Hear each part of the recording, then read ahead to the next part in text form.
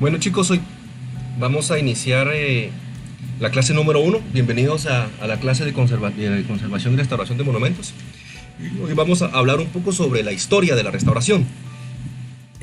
No vayan a pensar que la restauración como tal actualmente pues es una ciencia relativamente moderna desde el punto de vista técnico-teórico. Por la forma en que se desarrolla, las teorías que se han llevado a cabo, pero ya desde la edad antigua las personas tendían a coleccionar objetos que tenían un cierto valor y esto obviamente al pertenecerle a ellos mismos formaban parte de su patrimonio. En la antigüedad pues el patrimonio estaba estrechamente relacionado con la riqueza. De hecho en la actualidad todos sabemos que nosotros tenemos cierto patrimonio que puede estar valorado en una cantidad X de dinero, puede ser bienes inmuebles, pueden ser bienes muebles, y todos esos tienen una ponderación en cuanto a dinero. O a lo mejor pues tenemos vehículos, pero es parte de nuestro patrimonio. Ya en la edad antigua pues se entendía que eso tenía una posesión y un valor que tenía o estaba definido en términos de dinero. También en la edad antigua se establecía bien la parte del aspecto estético del objeto que en algunos casos era menospreciado por no tener ciertas características estéticas que delimitaban el valor de este objeto.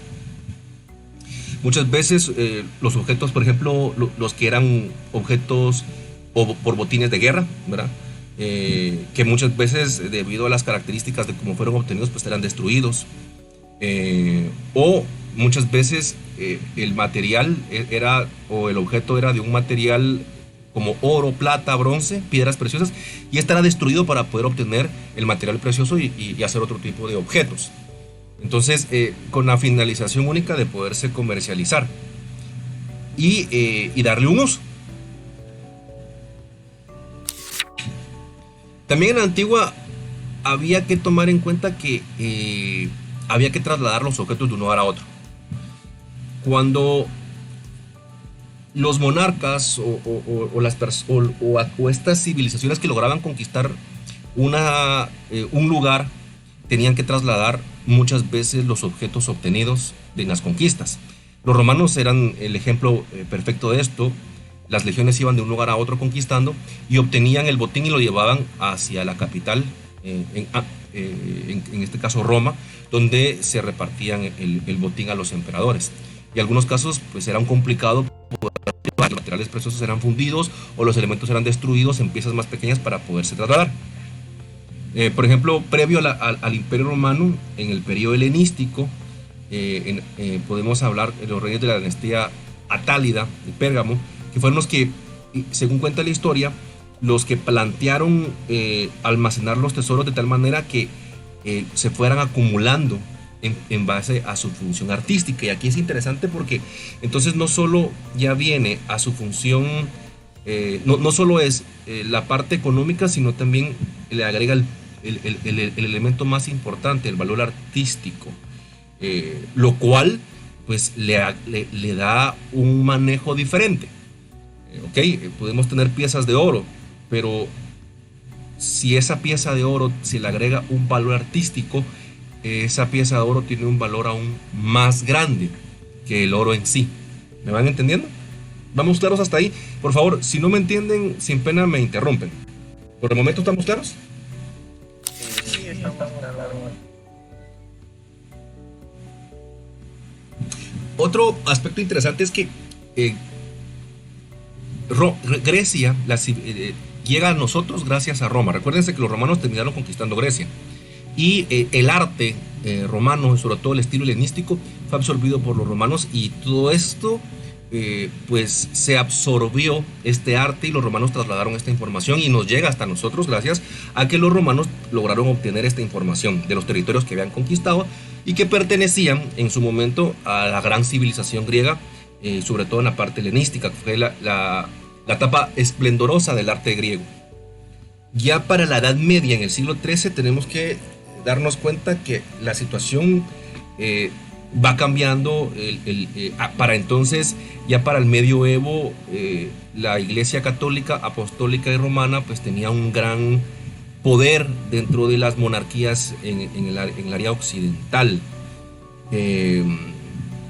Digamos que los objetos de valor van a ir siendo acumulados por clases privilegiadas, y estos empiezan a crear una especie de cuartos de maravillas, donde ellos van a coleccionar este tipo de objetos y van a exponer los objetos exóticos que van a provenir de distintas partes del mundo, que probablemente eran conocidos para ellos, que habían sido comprados, o objetos de algún tipo de conquista o intercambio monetario que ellos habían tenido. Ellos tenían el poder económico para poder tener este tipo de objetos. En muchos casos se sabe que estas cámaras de las maravillas llegaron a ser prácticamente exposiciones como enciclopedias que permitían obtener información de los lugares que habían sido objeto originalmente. Podríamos decir que las cámaras de las maravillas son los ancestros directos de los museos que conocemos.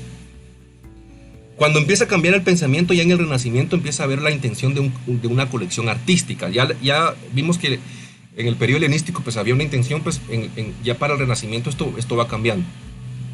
Personalmente es una de las etapas más hermosas. Desaparece por completo el medioevo o la época del oscurantismo, y aquí empieza a haber un renacimiento total en cuanto a las artes. Aquí hablamos de Leonardo da Vinci, Michelangelo Buonarroti, el barroco, el renacimiento, en todo su esplendor, y empiezan a ser apreciados de manera mucho más espectacular la historia de los objetos, no solo la parte estética, sino también la historia. Y recuérdense que para el Renacimiento también había una intención de recordar aquellos aspectos grecorromanos en cuanto a la arquitectura, y por lo tanto también es aplicada a las artes como la pintura. En la época moderna del Renacimiento, muchos artistas van a viajar a Roma. Durante el Renacimiento se recuerdan que pudimos observar que hubieron distintos núcleos donde los mecenas podían contratar a los artistas para poder desarrollar sus obras. Originalmente fue en Florencia, posteriormente fue en el 400, en 500 se va a desarrollar en Roma, pero vamos a hablar del Vaticano, la capital de la Iglesia Católica. Y empiezan a desarrollar con mayor, con gran esplendor las áreas que pertenecen a Roma, la Capilla Sixtina. Estamos hablando de la Basílica de San Pedro, y entonces se empieza a tener claro la idealización de la belleza de un arte específico, ¿ok? Por lo tanto, aún todavía se tiene un concepto vago de lo que es patrimonio, pero ya se empiezan a encontrar ciertos vestigios de las culturas clásicas. Recuérdense que para entonces Roma como tal ya había desaparecido, pero siempre quedó en el acervo cultural de todas las personas, incluso de muchos imperios y muchos gobernantes que quisieron volver a recobrar la grandeza del Imperio Romano, y los grandes edificios quedaron perdidos en el tiempo. Muchos de ellos fueron restaurados, fueron encontrados en estado deplorable y fueron vueltos a poner en funcionamiento. Entonces era una especie de nueva restauración, sin ser una restauración como la conocemos en la actualidad, pero ya se tenía ese aprecio a los aspectos culturales de otras épocas. Siguiendo con el coleccionismo artístico, tienen que tomar en cuenta que para el Renacimiento hay un cambio total de mentalidad. El Renacimiento, el ser humano tiene plena conciencia de la distancia histórica que separa de la Edad Moderna sobre el resto de los momentos de la Edad Media. Entonces los monumentos del pasado empiezan a tomar cierta relevancia como testimonios de historia de lo que aconteció. Por lo tanto, empiezan a valorarse los bienes culturales de épocas pasadas que dejan ciertos vestigios. Muchos de ellos, por ejemplo, los franceses en el siglo XVII y XVIII, catalogan a distintos edificios medievales como antigüedades nacionales. Hoy por hoy podríamos decir que ese término es lo que conocemos como patrimonio cultural de la nación, que le da un concepto para protegerlo según sus características artísticas, culturales o arquitectónicas. La Revolución Francesa dio un parteluz y con ello pues acontecen muchas cosas, pero en cuanto al patrimonio se le da una nueva valoración a ello, porque no solo se identifica al objeto, sino el contexto, y se empieza a dar cuenta que es de carácter público, y la conservación pues es muy importante, y por lo tanto se institucionaliza de manera técnica y jurídica.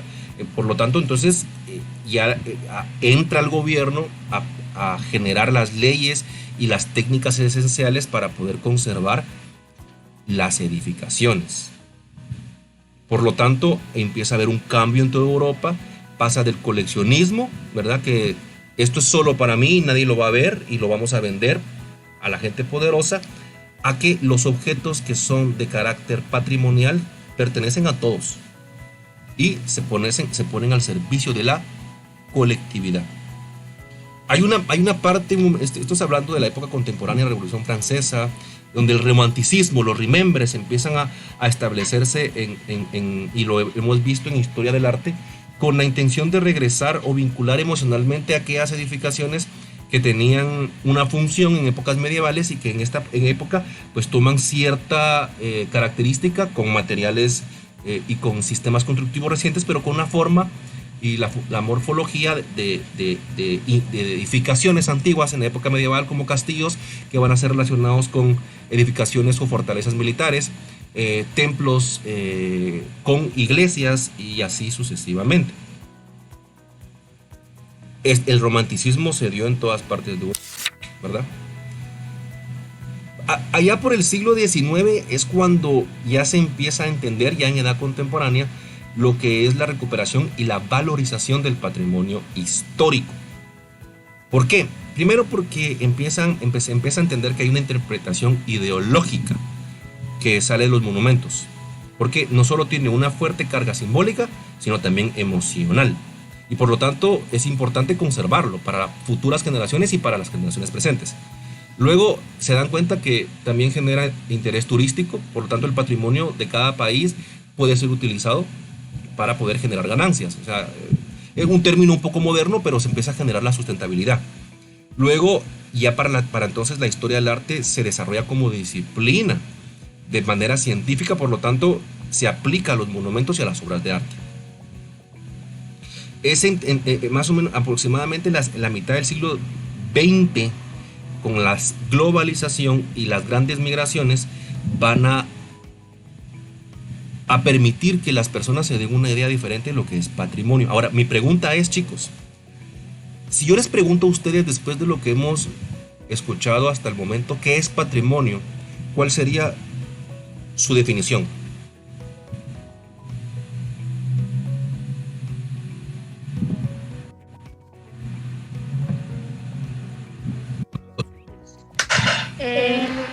Al criterio antes son como los bienes que determinadamente una persona puede poseer. Ok, perfecto. En este caso que ha mencionado el patrimonio de cada país puede ser un buen representativo. Ahí vamos. Ahí vamos. Patrimonio es algo propio y cultura es algo que es patrimonio, algo que nos pertenece, y cultura algo que nos hace únicos y diferentes a todos los demás. Por lo tanto, el patrimonio cultural es algo que nos pertenece y que nos hace únicos y diferentes a todos los demás, o algo que lo hace único y diferente a todos los demás por sus características arquitectónicas, y en la actualidad pues ya sabemos que el patrimonio lo vemos en tangible e intangible y lo vamos a ir viendo poco a poco. En la actualidad, para Guatemala, y esta ley la vamos a ver, tenemos en Guatemala la Ley para la Protección del Patrimonio Cultural de la Nación, que la podemos ver en unas cuantas horas, realmente no es complicado. Pero en todas partes del mundo se han desarrollado iniciativas para poder difundir no solo la cultura, sino también para la protección del patrimonio. Les quiero dar un ejemplo. La semana antepasada estuvieron trabajando acá en el Tacalicabac para mandar a París la declaratoria de Patrimonio Mundial de la Humanidad, para que sea declarado Patrimonio Mundial de la Humanidad Tacalicabac. Eso acaba de ser, eso es noticia reciente. De hecho, ni siquiera lo han visto en los periódicos. Yo tuve, como estoy relacionado con todo esto, pues entonces tengo conocimiento y me parece una excelente noticia. Con esto lo que se logra es que hay una especie como de bolsa económica para que se le pueda invertir a la protección del patrimonio y que se siga la investigación, la restauración y la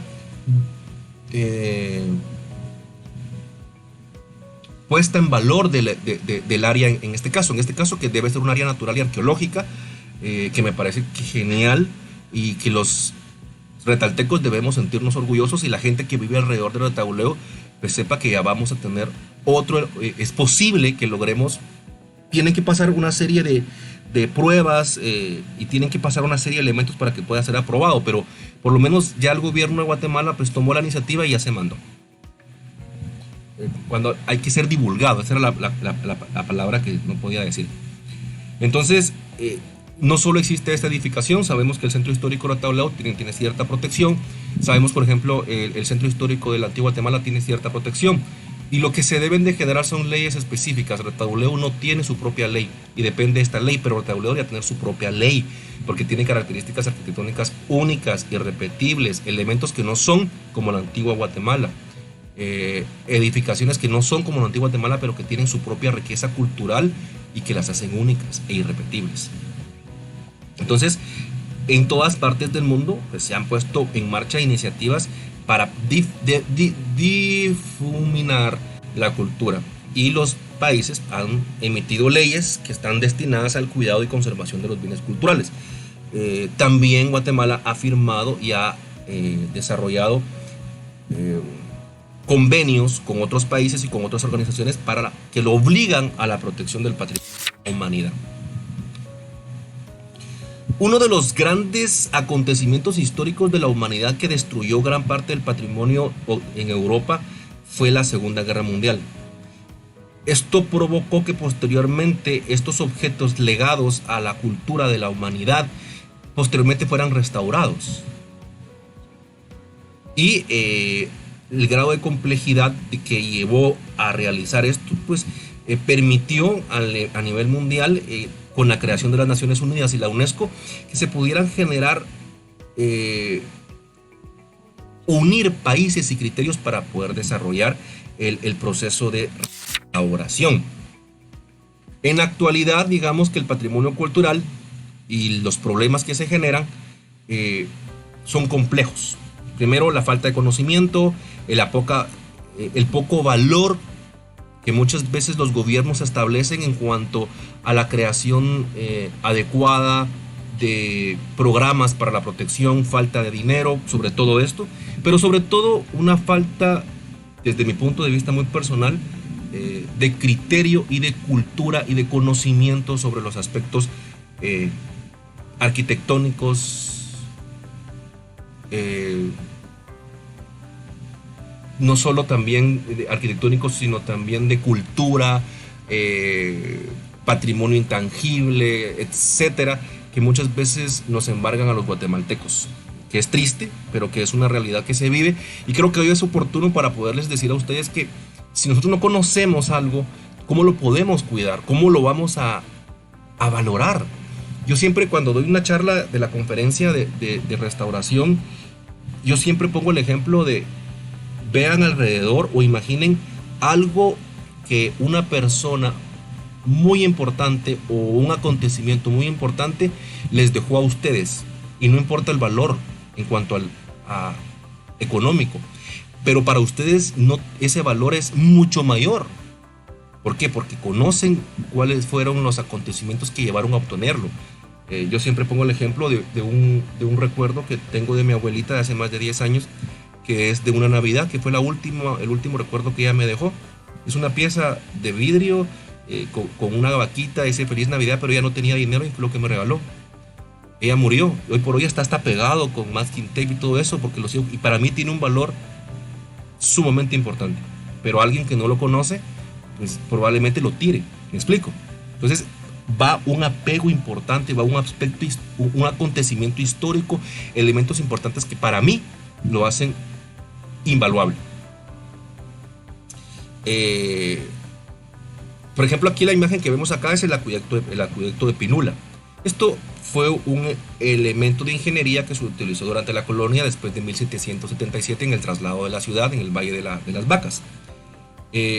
Ha sido, es un eje principal y está protegido, pero muchas veces este tipo de acontecimientos, no solo de la época colonial, sino precolombina, han sido objeto de destrucción por el crecimiento de la mancha urbana, por desconocimiento o por falta de apoyo del gobierno, o muchas veces por la corrupción, que es lo que lamentablemente está dañando el patrimonio desde mi punto de vista a nivel nacional. La corrupción, la falta de apoyo del gobierno, de los gobiernos municipales, de los gobiernos centrales, que no ponen la puesta en valor necesaria del valor cultural patrimonial de los pueblos en los cuales ellos se dedican a administrar. Para mí es importante entender que el patrimonio no solo nos permite identificarnos como guatemaltecos, sino como retaltecos, como mazatecos, o como cualquier parte del mundo nosotros proveamos, porque es parte de nuestra cultura. Y si no la cuidamos, pues definitivamente no le vamos a poder trasladar nada a futuras generaciones. Pero lo más triste es que no lo vemos y que no nos damos cuenta que día a día perdemos patrimonio que debería ser cuidado con mucha entereza por todos los guatemaltecos, no solo por el gobierno, sino empezando por nosotros mismos. Y ustedes que van a ser arquitectos, pues los incito. A mí me encantaría poder ver que alguno de mis alumnos estudie la maestría en restauración. Para mí sería un honor. No es competencia, soy el único en la región, pero creo que si yo podía, y si no van a estudiar restauración, pues esta es parte de una presentación que no la voy a dar por completo, porque si no, no terminamos nunca. Pero esto de lo que yo les decía, desde mi punto de vista, para poder entender el patrimonio tenemos que tener conocimiento, la valorización, y por lo tanto lo vamos a proteger. Entonces ¿por qué valor? Es lo que yo les explicaba. Para mí esto tiene un valor, ya les expliqué. Este fue el único regalo que me queda de mi abuelita, alguien que fue muy especial para mí. Si se dan cuenta, tiene elementos que para ustedes probablemente, si no supieran qué valor tiene para mí, ¿cuánto le pondrían a esto? Creo que ningún. Un valor en quetzales, ¿cuánto? Probablemente dirían, nada, arquitecto no le daría absolutamente nada, no tiene ningún valor, ¿verdad? ¿Y ustedes creen que yo lo vendería? No. Obviamente no, tiene un valor. Entonces, por eso es muy importante. Y pues cuidar nuestro patrimonio es importante. Tenemos distintos patrimonios, distintas formas de ver el patrimonio: natural, arqueológico, precolombino, colonial, natural. Y lamentablemente llevamos a esto. Y esto es lo que yo no entiendo. ¿Por qué tenemos por lo menos que cuiden el entorno y el patrimonio? Hay que llegar a este tipo de circunstancias para poderlo entender. Ahora, lo que no vimos en la presentación pasada es que tenemos que entender que la historia de la restauración empieza por un personaje francés en 1814 que murió en 1879, que se llama Viollet-le-Duc. Él es el que empieza a establecer la restauración estilística, es decir, como era. No había ningún tipo de conocimiento. O sea, si nosotros creíamos que esto tenía 4 paredes, así lo vamos a realizar. Luego aparece otro personaje que se llama Viollet Ruskin, que él era contemporáneo también de Viollet-le-Duc. Él era inglés, pero él tenía una ideología diferente, porque no solo era lo romántico, es decir, desarrollemos y restauramos como creemos que en su esplendor máximo era, sino que también él tenía la contraposición de la restauración, porque él decía que había que defender su autenticidad histórica. Por lo tanto, Viollet-le-Duc desarrollaba la restauración de una edificación de tal manera que lo llevábamos a su esplendor original, desde su belleza original, aunque aún sin tener claro cuál era la propuesta arquitectónica original, si lo vemos como un edificio arquitectónico. Entonces, Ruskin decía que el edificio es como un ser humano: nace, vive y muere, y si se restaura, totalmente se destruye, porque es como hacer una copia falsa o una imitación. Por lo tanto, no está conservándolo, sino que lo que está haciendo es haciendo una imitación burda y vana, por lo tanto, no pierde por completo el valor. Y aparece otro personaje, Camilo Boito, que él se considera como el padre de la restauración científica. Aquí aparece una forma, él une las dos teorías de los personajes de Viollet-le-Duc y John Ruskin, y por lo tanto genera una teoría científica, una forma de desarrollarla, y aparece lo que conocemos como la Carta de Atenas. Y por lo tanto, luego se van a ir viendo ciertos elementos o principios de restauración, y Boito establece 8. Primero, establecer que es importante diferenciar lo antiguo de lo nuevo. No podemos hacer algo sin restaurarlo sin que se sepa que lo que se está haciendo en la actualidad no es original, sino que es nuevo. Materiales, sistemas constructivos, aunque sea colocar una pequeña placa. Luego, los materiales usados en la obra. Si son materiales no originales, hay que diferenciarlos. Muchas veces necesitamos consolidar los muros con elementos estructurales nuevos. Bueno, dejemos vestigio que es un elemento nuevo, la fecha, el tipo de material. Hay que suprimir elementos ornamentales de la parte restaurada. Muchas veces no sabemos cómo eran los elementos originales, y por lo tanto hay un principio de restauración que dice que la restauración acaba donde empieza la hipótesis, y por lo tanto, si yo no sé cómo era originalmente, se deja tal y como está. Por eso que en la antigua Guatemala hay muchos elementos que están sin restaurar, porque no existen documentación, planos, fotografías o información que permitan restaurarlo como era originalmente. Hay que exponer las piezas que se hayan desprendido o eliminado o no utilizado en el proceso de la restauración. Es muy importante eso. Hay que en cada fragmento que se va a renovar, hay que colocarle la fecha que se fue hecho nuevamente. Hay que colocar la información de cuándo se realizó la restauración. Y es importante exponer fotografías, planos del proceso de la edificación, y aparte hacer notoriedad del valor del auténtico y sobre el trabajo realizado.